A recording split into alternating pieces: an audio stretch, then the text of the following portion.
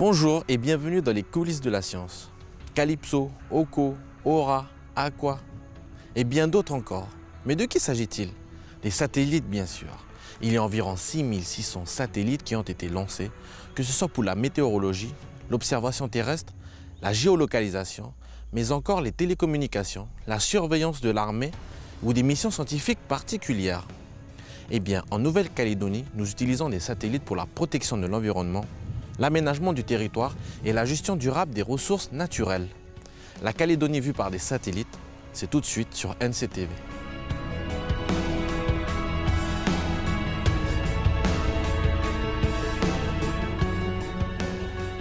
Pour commencer, nous allons prendre l'air.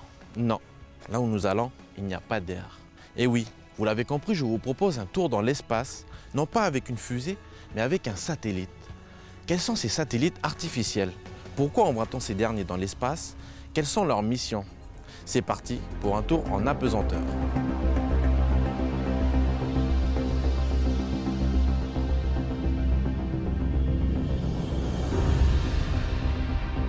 Alors un satellite, qu'est-ce que c'est? Pour commencer, on peut dire que tout ce qui tourne autour d'une planète est un satellite de cette planète.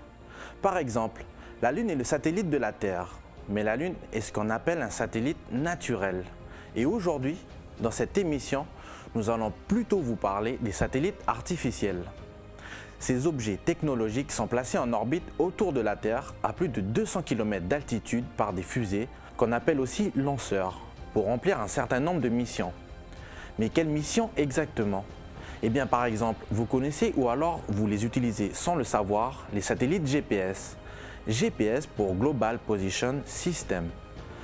Cette constellation de 24 satellites et les signaux qu'elle émet permet à une personne munie d'un récepteur de se localiser et de s'orienter sur Terre, sur mer, dans l'air ou dans l'espace, au voisinage proche de la Terre. Ce sont ces satellites que vous sollicitez lorsque vous cherchez à vous repérer dans une ville grâce à votre tablette ou votre téléphone. Un autre exemple, les services de la météo utilisent des données satellitaires pour mieux prévoir le temps qu'il fera. En fait, tous les jours, nous utilisons sans le savoir des données fournies par près de 1000 satellites en activité, que ce soit pour téléphoner, regarder la télé ou aller sur Internet. Dans le cadre de cette émission, nous allons vous parler plus précisément des satellites d'observation de la Terre et de la manière dont ils utilisent leurs données.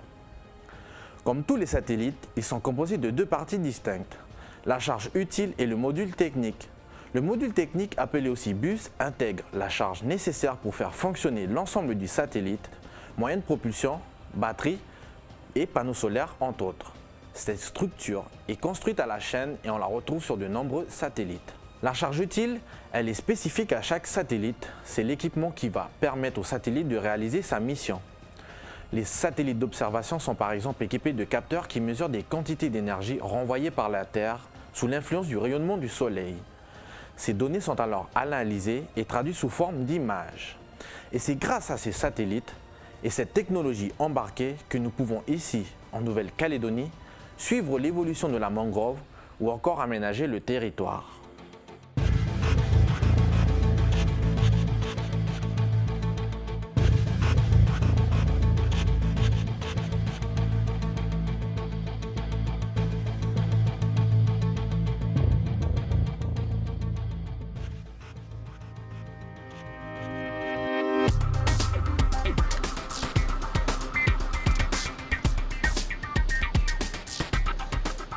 En fait, les satellites, ils fonctionnent avec la gravité.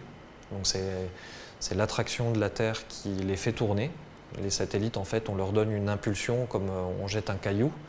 On leur donne une vitesse et ensuite, ils ne font que tomber. Et donc, ils utilisent leur vitesse de départ plus la gravité pour tomber tout le temps. Donc, les satellites tombent tout le temps autour de la Terre, ce qui fait qu'ils tournent.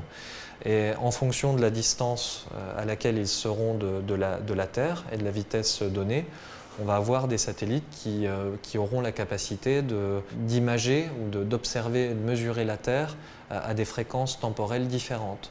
Donc, par exemple, pour réaliser des images à très haute résolution, on va plutôt utiliser des satellites à orbite plutôt basse, donc de l'ordre de 500 à 700 km d'altitude.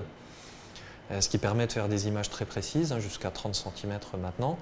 Et ces satellites-là tournent constamment, très vite, et ils repassent exactement au même point, à la même heure, avec un intervalle de temps fixe. C'est des satellites qu'on appelle héliosynchrones, parce qu'ils passeront toujours au même endroit, à la même heure, à un intervalle de temps qui se répète systématiquement. On a un autre type de satellite qu'on connaît probablement mieux, puisque c'est les images qu'on voit tous les soirs à la météo. C'est des images issues de satellites qui sont géostationnaires. C'est-à-dire qu'ils sont envoyés à une distance de 36 000 km de la Terre, qui est une distance assez considérable, et à une vitesse qui leur permet d'être toujours à la verticale du même site. Ce qui permet d'avoir ces fameuses images météo où en fait, on a l'impression que la Terre ne bouge pas, que rien ne bouge, juste les masses nuageuses qui bougent, alors que le satellite bouge en même temps que la Terre tourne et reste toujours à la verticale du même point. Le satellite fonctionne comme nos yeux. Nos yeux enregistrent une quantité de rayonnement dans ce qui est visible par nos yeux, donc du bleu jusqu'au rouge. Le satellite fait exactement la même chose, mais en séparant l'énergie en fonction de la longueur d'onde. Donc on va mesurer spécifiquement le bleu, à côté on mesurera spécifiquement le vert, et à côté le rouge, et aussi d'autres gammes de longueur d'onde très spécifiques, comme l'infrarouge, le moyen infrarouge ou le thermique. Alors les satellites ne sont pas mis à disposition spécifiquement de la Nouvelle-Calédonie. La donnée satellitaire fonctionne sur un mode de mutualisation, notamment en observation de la Terre. C'est-à-dire que les satellites sont lancés en orbite, et ensuite tout le monde, dans le domaine du civil, a potentiellement accès à l'information, à la donnée satellitaire. Tous les satellites contribuent à imager l'ensemble de la surface du globe. Et aujourd'hui, on a plus de 80 satellites qui tournent autour de la planète et qui font des images, et dont on peut avoir accès en Nouvelle-Calédonie. Donc en fonction des besoins, on va demander ou on va réquisitionner certains types d'images. Par exemple, mesurer l'état de santé de la végétation, ou cartographier les sols nus, cartographier un feu.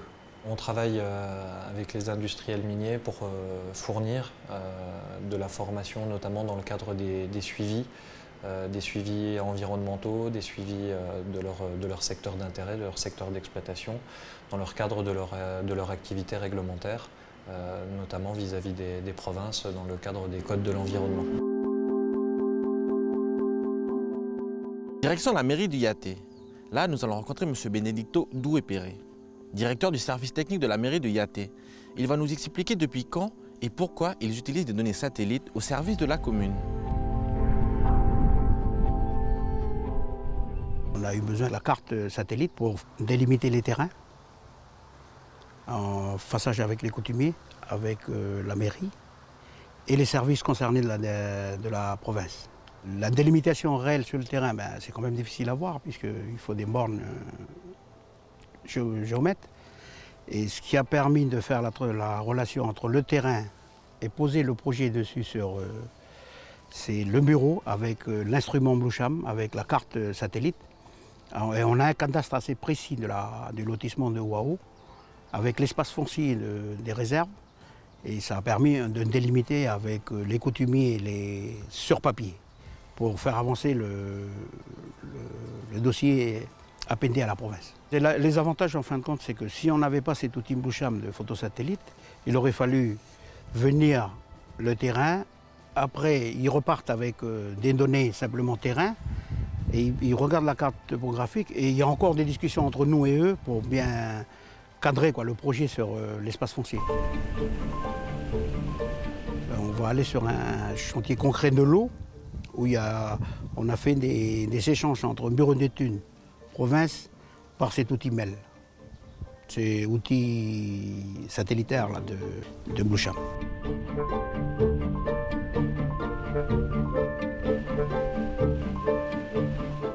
Alors, Pour ce qui est de la turbidité de l'eau et puis de l'impact des résidus sur l'eau, si le cas se présentait, on pouvait demander à Bluecham de revenir en arrière sur les photos, parce qu'il y a des photos satellites qui sont prises tous les jours normalement. Et ils vont exploiter ces photos de 3 jours en amont pour arriver à ce stade et regarder les différentes évolutions de la turbidité. Et après, ils mènent des études dessus, sur d'où ça vient, d'où ça provient, et de revoir les conséquences à échelle quotidienne, quoi. C'est un outil de prévoyance aussi. S'il y a des pannes, par exemple, sur le réseau, pour faire les travaux de réparation, on pourra se fier aussi à ces plans de recollement. Et je pense que c'est un outil qui est formidable parce que les plans de recollement sur papier, des fois on les a perdus, on les a donnés, tandis que là, il est conservé dans une base de données. Bluecham, il est intervenu en 2009 chez nous. Les prémices de la mise en place du plan PEC. Et quand il a fallu mettre le réseau d'eau sur l'adduction, toute l'adduction de la commune de Yaté sur le photosatellite par l'intermédiaire de Bluecham, il a fallu un travail de terrain, de relevé, de prise par l'équipe de Fontainier. Et ils ont transporté les données à Bluecham. Et c'est à partir de là qu'on a pu construire sur photosatellite la situation réelle du terrain, de nos captages, de nos vannes d'arrêt, même de nos compteurs, sur le site Bluecham. Ça fait qu'aujourd'hui, on peut le modifier s'il y a des agrandissements d'adduction, s'il y a des besoins d'adduction ou de distribution. On peut toujours le modifier dessus. Et le problème, c'est que ce plan, il évolue avec les gens qui vont faire des travaux dessus. Et ça va rester une base de données pour la commune en eau.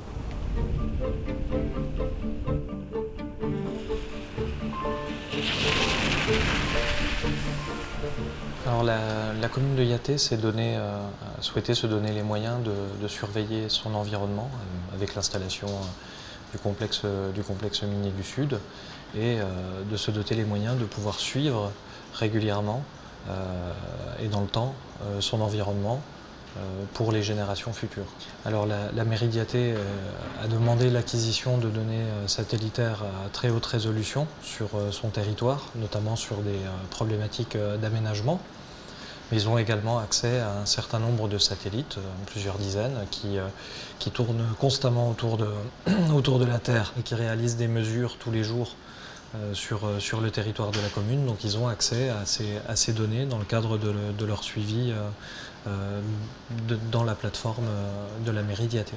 Parce que les données satellites, il y a plus d'une centaine de satellites dans le ciel qui observent la Terre tous les jours de manière continue. Et les aménageurs, les collectivités publiques n'ont pas les moyens technologiques de s'approprier facilement cette information, de la traiter. Donc la plateforme Kenelo leur apporte directement, en quelques clics, cette information issue des satellites d'observation de la Terre. Bluecham dispose d'instruments satellites. La commune de Yaté, c'est une commune où les accès sont très difficiles d'accès. Pour les études qui concernent les lieux de captage et tout ça, il fallait simplement prendre un peu le pourtour où c'est encore sauvage, où il n'y a pas de route, il n'y a pas d'accès. Et c'est grâce à ces outils satellites qu'on arrive à se prolonger au-delà du projet pour mesurer les conséquences.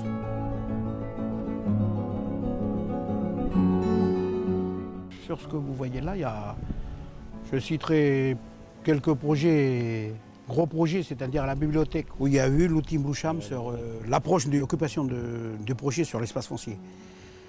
Aussi la salle omnisport, où il y a eu, c'est la même chose en amont, c'est-à-dire de la paix, c'est-à-dire l'espace aussi de la construction par rapport à un ensemble d'habitations qui sont autour, avec, et surtout l'eau, le ruissellement des eaux, l'assainissement qui devait venir plus tard aussi se greffer dessus. On a pu voir un petit peu le dimensionnement des rejets. Il y a l'autre projet qui est la construction de la maison sanitaire de la commune, le centre médical de la commune et du collège. Là aussi, l'approche a beaucoup bénéficié de l'approche outil Bluecham. Là, le projet futur, c'est la construction de la centre de tri qui va démarrer, là, qui est en train de démarrer. Une nouvelle centre de tri pour la commune de Yaté, d'où Bluecham aussi, pour l'approche aussi du projet avec les bureaux d'études en amont qui ont fait des études géotechniques et des études hydrauliques. On s'est servi de cet outil. Il y a la route de Wao-Saint-Gabriel qui a démarré, où aussi on a fait l'approche du terrain par rapport au bureau d'études, des questionnements du bureau d'études. Est-ce que voulaient les élus par rapport à différents stades de scarification de la route? Eh bien, on a utilisé cet outil beaucoup pour cibler les zones à travailler, à traiter. L'avantage d'utiliser des images satellitaires, c'est déjà que ce sont des mesures, donc ce ne sont pas des photographies, de simples photographies, ce sont des véritables mesures physiques. C'est pour ça que ça va intéresser les scientifiques, mais également toutes les problématiques de suivi environnemental. On a besoin de mesurer l'environnement et son évolution, mais également, d'un autre côté, le coût des images satellitaires. Alors à Yaté, on a utilisé des satellites de 50 cm de résolution pour les problématiques d'aménagement, puisqu'on a pour ce type de problématique besoin des données les plus précises possibles. Donc à l'époque, c'était des données à 50 cm certifiées de type GeoEye ou WorldView. L'une des grandes missions de Bluesham, la société satellitaire de la Nouvelle-Calédonie et du Pacifique, c'est la protection de l'environnement. Justement, nous avons trouvé un cœur sensible, c'est celui de Vaux et sa mangrove. Tenez-vous bien, cet écosystème à lui tout seul fait l'objet d'un suivi par des scientifiques de l'IRD, l'Institut de recherche pour le développement, en partenariat avec Bluesham, la société satellitaire. Pour en savoir plus, direction la province Nord.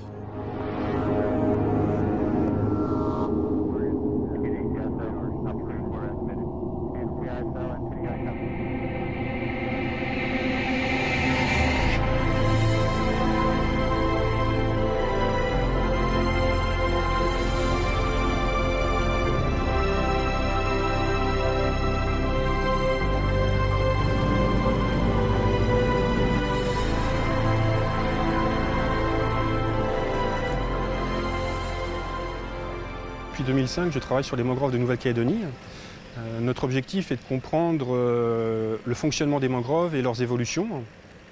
Donc, depuis 2005, on a développé différentes études concernant l'impact de l'aquaculture, des fermes aquacoles, du rejet des effluents aquacoles sur la mangrove, la capacité des mangroves à fixer le CO2 et puis l'évolution des mangroves en aval de mines, l'impact des rejets miniers sur la mangrove.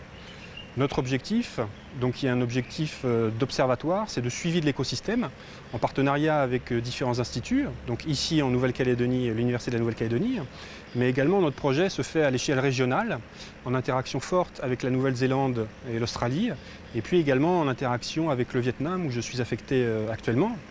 Notre objectif est de comparer le fonctionnement des mangroves sous différents climats. Donc on a choisi la Nouvelle-Zélande parce que c'est un climat tempéré et le Vietnam parce que c'est un climat tropical humide.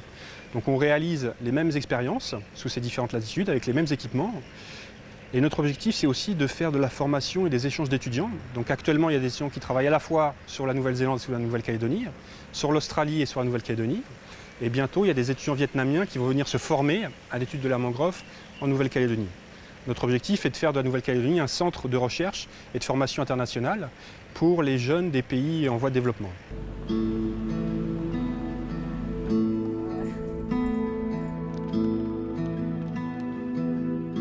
En Nouvelle-Calédonie, la mangrove est plutôt bien préservée.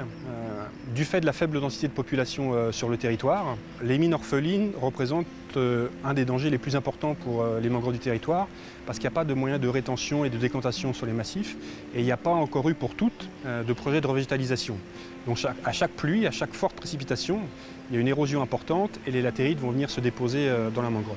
La Nouvelle-Calédonie a une biodiversité importante pour les mangroves.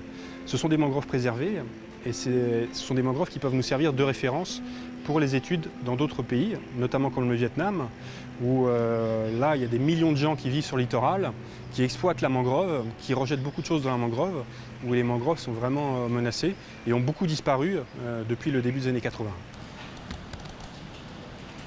L'objectif de notre observatoire international des mangroves est de suivre leur évolution avec les changements climatiques. Et pour cela, on a décidé de travailler à la fois in situ, c'est-à-dire dans la mangrove, pour comprendre ce qui se passe en ce moment. On a décidé de travailler sur le futur de mangrove en faisant des simulations dans des serres, sur la variabilité des paramètres climatiques. Et on voulait aussi comprendre l'évolution des mangroves depuis 50, 60 ou 70 ans. Et, les images satellites sont le meilleur outil pour reconstruire l'évolution des mangroves. Et en plus, chaque image satellite va nous permettre d'avoir des informations complémentaires. Donc on peut à la fois avoir des informations sur les précipitations, sur la température, sur l'activité photosynthétique des palétuviers. On peut voir la distribution de la végétation. On peut voir l'évolution de la distribution de la végétation. Et en corrélant ces différents paramètres, on peut réussir à expliquer l'évolution des mangroves et voir si cette évolution elle est liée à des paramètres anthropiques, style urbanisation, aquaculture ou activité minière, ou si c'est un phénomène strictement naturel ou un phénomène lié au changement climatique. Donc c'est ce qui nous intéressait et c'est pour ça qu'on a développé le partenariat avec l'entreprise Bluesham, donc qui est une entreprise innovante qui traite ces images satellites. Donc on a travaillé sur cette thématique-là d'observatoire pour comprendre l'évolution des mangroves et on a également travaillé sur la définition d'indicateurs et de protocoles de suivi pour les mangroves qui sont en aval de mines. J'ai avec un satellite à 50 cm de résolution également et qui comprend également 4 bandes spectrales comprenant l'infrarouge. C'est un des satellites de dernière génération avec lequel on peut avoir d'autres bandes spectrales et qui peuvent être également intéressantes pour la mangrove, comme le moyen infrarouge pour tout ce qui va être humidité, notamment l'humidité des sols.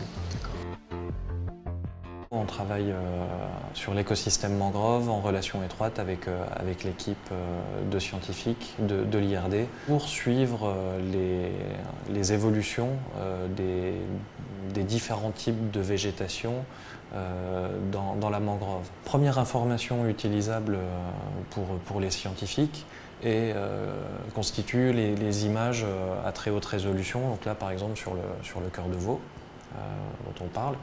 À partir de ces images qui sont donc des mesures des arbres, on identifie les différents types de palétuviers et leur répartition dans l'espace. Donc les palétuviers à échasse qu'on retrouve le long des cours d'eau, sur le bord des rivières et sur le bord de mer, qui constituent des strates de végétation arborescente. Des palétuviers à échasse, mais beaucoup plus petits, qui se trouvent en arrière et qui sont, eux, arbustifs, qu'on identifie par la différence de taille. Et on va identifier les zones d'Avicennia, donc de palétuviers gris, qui se trouvent en arrière, donc là, ici, qui aujourd'hui remplissent le cœur de veau. À partir de ces images, on réalise des cartographies fines de la répartition de cette végétation. Et comme on utilise des mesures spécifiques et ce qu'on appelle une empreinte de cette végétation sur les images satellites, on peut le reproduire dans le temps. Donc on a acquis plusieurs images satellites tous les 6 mois au cours de 2 ou 3 années. Et en même temps, on a suivi l'évolution de la mangrove sur le terrain. Et ceci nous a permis de définir des indicateurs de leur état de santé et qui nous permettent dorénavant, simplement en utilisant des images satellites, on peut déterminer l'état de santé de la mangrove et surtout on peut voir son évolution. On a eu un temps zéro, on sait comment elle fonctionnait à cette époque-là, on sait quelle était son activité photosynthétique et quel était son état de santé. Maintenant, simplement en acquérant des images, on peut voir comment elle a évolué, donc on peut déterminer s'il y a eu un impact anthropique, urbanisation ou mine, nous on a travaillé principalement sur la mine, ou si la mangrove reste dans un bon état. Et donc on opère un suivi, par exemple avec Cyril, on suit la végétation à très haute résolution depuis 2009 sur certains sites, notamment en province nord, de la végétation de mangrove. Et on observe des changements importants de la répartition de la végétation. La mangrove change petit à petit, régulièrement. Alors, les satellites ne peuvent pas dire pourquoi l'environnement change. Par contre, ils mesurent le changement. Ils apportent une information de quantité de changement. Et de ces constats-là qu'on a fait avec Cyril, du coup, Cyril s'est posé la question, mais on a beaucoup de changements, l'écosystème change beaucoup. Comme on le connaît, le cœur de veau, sur les photos d'Ian Arthus Bertrand, on n'avait pas ces quantités d'Avicennia à l'intérieur, mais un joli tan dégagé qui s'est progressivement comblé. Donc il nous a posé la question, est-ce qu'on peut avoir de l'information plus ancienne et plus continue de l'activité de la végétation des mangroves pour comprendre et mesurer ces changements. Donc nous, on apporte cette mesure et c'est aux experts, l'équipe de Cyril et l'environnement, notamment les mangroves, sont complexes, qui vont fournir l'explication de pourquoi l'écosystème change. Les satellites ne peuvent pas répondre à pourquoi. On mesure l'activité photosynthétique de la végétation de la mangrove et on a fait ces mesures depuis, on a récupéré l'information depuis 2000, donc on a 15 ans là, de mesure de l'activité de photosynthétique de la végétation et on a fait des constats qui étaient très surprenants par rapport à ce qui était attendu, notamment dans les variations de cette activité photosynthétique au cours du temps. Au cours d'une année, au cours de plusieurs années, on observe des changements qui sont liés notamment à des paramètres climatiques. Donc le climat influe énormément sur l'activité et la santé de la mangrove. Voilà, Allô la Terre, ici Houston, c'est fini pour aujourd'hui. Merci de nous avoir suivis. J'espère que ce voyage dans l'espace vous aura permis de prendre du recul, ou plutôt de la hauteur, et de comprendre pourquoi en Nouvelle-Calédonie nous avons besoin des technologies spatiales. Merci de votre fidélité et à bientôt.